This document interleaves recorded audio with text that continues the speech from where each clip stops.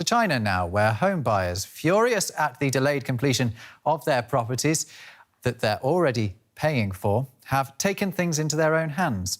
Tens of thousands of them have begun withholding payments for unfinished projects across at least 50 cities in the country.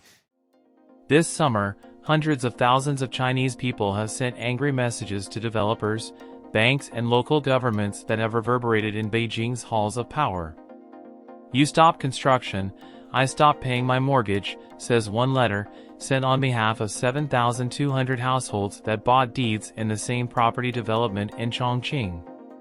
"You hand over the apartment, I start paying." Similar threats have been made, and in some cases carried out across 328 property developments in nearly 100 cities. Some of the messages have appeared briefly on Chinese social media platforms before being scrubbed by censors. But their echoes remain. The letters have been preserved on a crowdsourced website titled We Need Home. The mortgage boycotts are posing a fresh challenge for the government in a country where widespread dissent is uncommon and other economic troubles loom large. What has prompted so many people to speak out? The short answer is that construction has stalled at apartment complexes across the country. Apartments that have eaten up many people's life savings. The long answer traces to deep-seated problems in China's real estate sector that have been brewing for decades and laid bare over the past 2 years. China's property boom has been a huge driver of the country's economic growth. The sector is responsible for around 1/4 of GDP. But now a pair of factors has brought developers to their knees: China's economic headwinds, due primarily to its strict zero-COVID policy that has locked down entire cities, and a government effort to rein in the real estate industry's soaring debt. In today's video, we are going to take a look into China's property meltdown. That slow-motion crisis has many roots. To some extent, it was planned. The government explicitly wanted to cool down the red-hot property sector. For years, apartment buildings shot up across China as people moved from the countryside to cities and developers had easy access to credit. But it soon became clear that real estate investors, not actual homebuyers, were the ones driving up demand in a speculative frenzy that left vast expanses of apartments empty. Property prices soared, and homeownership became increasingly unaffordable for China's middle class. At the same time, another problem was brewing. The developers who were benefiting from those high prices amassed a mountain of debt to keep building at a breakneck pace. In recent years, government officials have begun to see the underbelly of risk in that property-fueled economic growth model. The CCP has decided that houses are built to be inhabited, not for speculation. In August 2020, the Chinese government decided to intervene to deflate the housing bubble before it burst. The Housing Ministry and the People's Bank of China announced a 3 red lines policy, laying out 3 benchmarks to evaluate the level of debt developers had taken on. If regulators found that a developer had exceeded any of the benchmarks, they would place limits on the developer's ability to borrow further. It turned out that many of China's biggest developers had blown past the thresholds, and all of them now had to start rebalancing their lopsided balance sheets. That left these companies short on cash needed to complete the apartments they'd promised to people all over the country.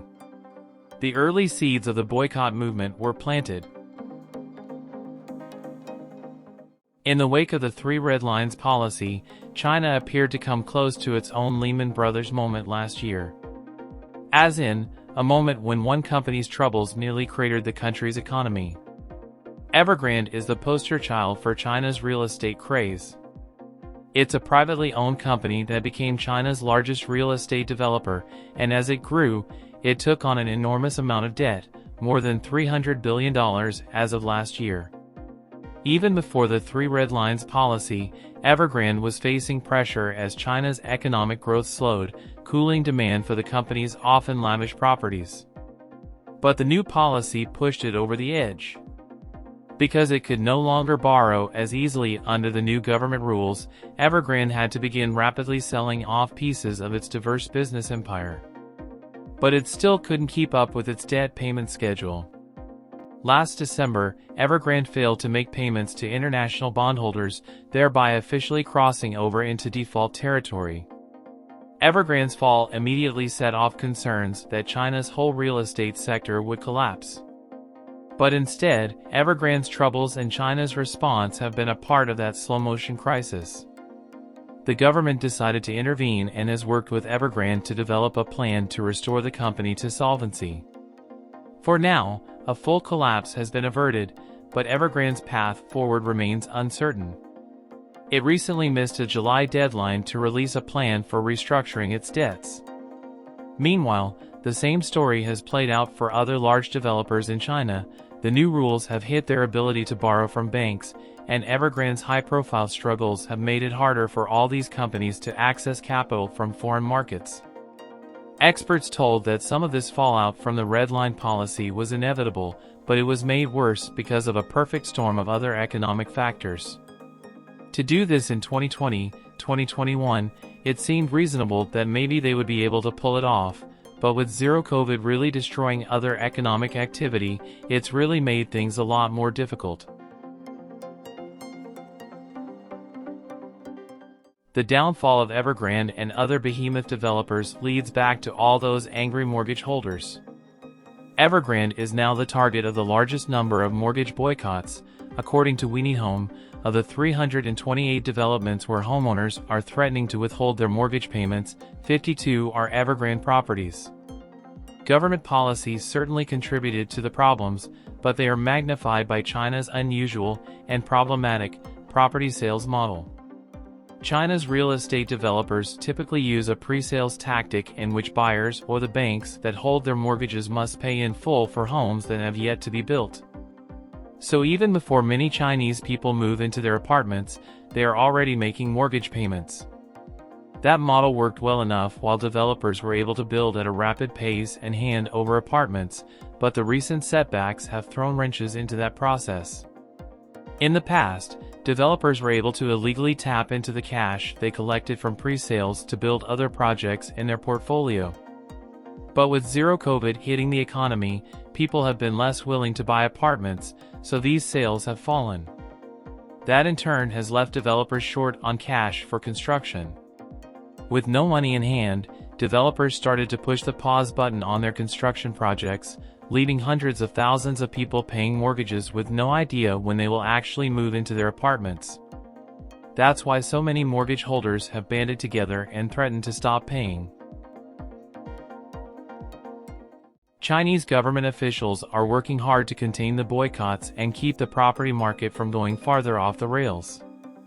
It's a delicate balancing act. The government wanted to reduce debt in the sector, but it's now being forced to intervene to stop the crisis from spreading into other parts of the economy. So far, authorities have largely allowed the boycotters to pause their payments without penalty. And the government isn't leaving developers entirely in the lurch. Central government officials are trying to help speed the completion of projects, initially by appointing local governments to oversee the work. Chinese financial outlet Caixin reported that local state-owned companies might even be tasked with purchasing stalled developments and completing them on their own.